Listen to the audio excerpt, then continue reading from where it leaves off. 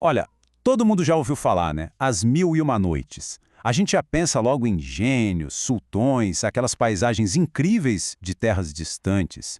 Mas e se a história de como esses contos chegaram até nós fosse talvez até mais mágica e surpreendente que as próprias narrativas? Pois é, vou mergulhar fundo nisso agora. A questão aqui é uma que pode de verdade virar de cabeça para baixo tudo o que a gente acha que sabe sobre essas histórias. E a resposta, bom, ela é no mínimo fascinante. Para começar, vamos falar do que todo mundo conhece, do que é familiar.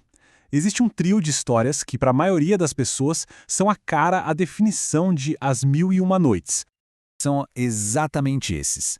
Aladim, Simbad, Ali Baba são os nomes que pulam na nossa mente. Essas aventuras se tornaram o coração da coleção aqui no Ocidente. Só que existe um segredo enorme por trás da inclusão delas no livro. E é aqui que o mistério começa a se desenrolar. Essas histórias super famosas que a gente acabou de citar, elas simplesmente não estão nos manuscritos árabes mais antigos. Não estão lá.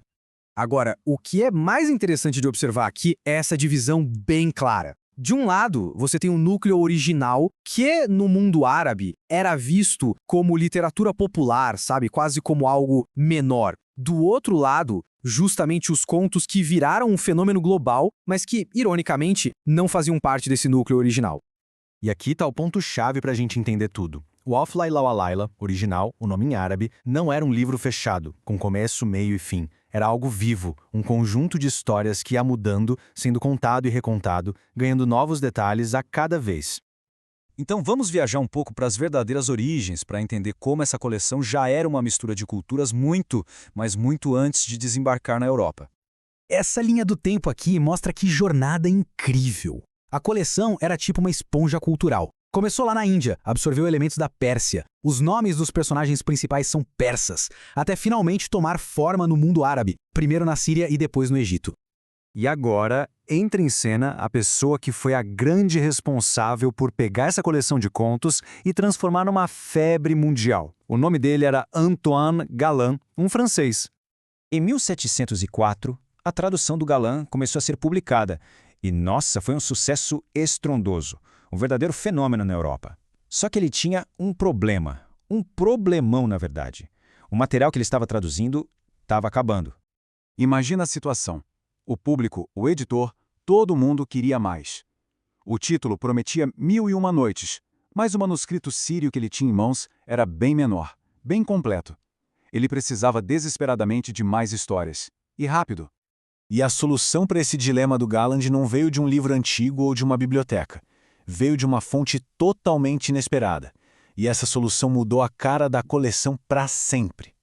A solução não foi um texto, foi uma pessoa. Em Paris, Galland conheceu um homem chamado Rana Diab, um contador de histórias sírio, que simplesmente narrou para ele oralmente os contos que a gente hoje conhece como Aladim e Ali Baba. Então, percebe o que aconteceu? O Galland não foi só um tradutor. Ele ouviu as histórias, anotou e depois ele as recriou. Ele deu uma roupagem nova, adicionou detalhes, desenvolveu os personagens, tudo para deixar com a cara da literatura que o público europeu daquela época gostava. Ele foi quase um coautor. E agora que vem a parte mais louca e mais irônica dessa história toda. Uma reviravolta que mostra o poder que uma tradução pode ter. Parem um pouco para pensar no peso disso. Durante séculos, pesquisadores vasculharam tudo atrás dos textos originais em árabe de Aladim e Ali Baba.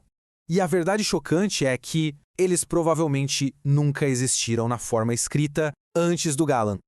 E aqui está a ironia final, que é brilhante. As histórias que o francês criou, baseado no que o sírio contou, se tornaram tão famosas, tão definitivas, que elas foram traduzidas de volta para o árabe. Elas voltaram para casa, mas como se fossem estrangeiras, uma tradução da tradução. É incrível. Essa cronologia deixa tudo ainda mais claro. A versão do Galland com Aladim e Ali Baba saiu em 1704. A primeira edição impressa e completa em árabe só foi publicada há mais de 100 anos depois. Ou seja, o mundo árabe acabou recebendo suas histórias mais famosas de volta via Europa. No fim das contas, essa jornada toda deixa a gente com uma pergunta bem provocadora. Como é que a gente define a autenticidade quando a tradução acaba se tornando a versão original para o resto do mundo?